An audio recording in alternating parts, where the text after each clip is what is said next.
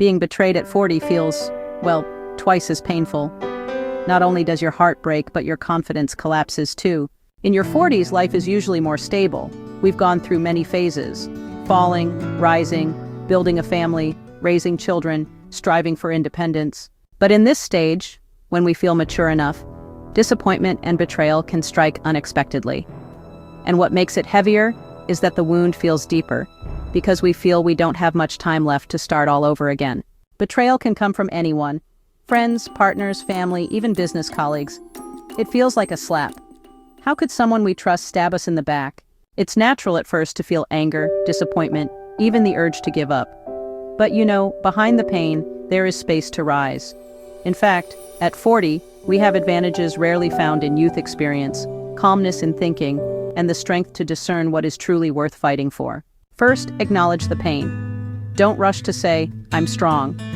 Strength doesn't mean feeling nothing. By admitting disappointment, we give our hearts room to heal. Crying, being angry, or staying silent for a while is not weakness.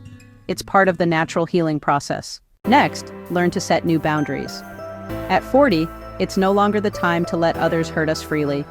Betrayal can be an alarm to be firmer in protecting ourselves. It doesn't mean closing your heart forever, but learning that not everyone deserves the same place in our lives. So, let's talk about taking the lesson without losing your self-worth. Betrayal often makes us feel foolish, right? But hey, don't blame yourself. Remember, giving trust is actually a sign of a sincere heart, not weakness. The fault lies not in trusting, but in those who waste it.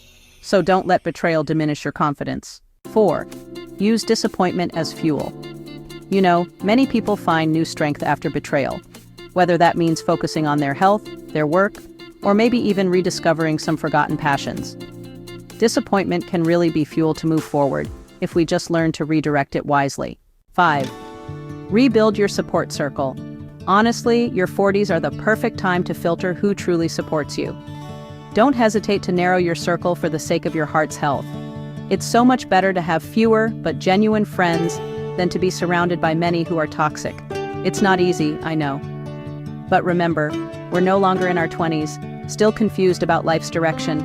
We're mature enough to reorganize our steps, wise enough not to fall into the same hole, and strong enough to build a healthier life, even if that means having a smaller circle.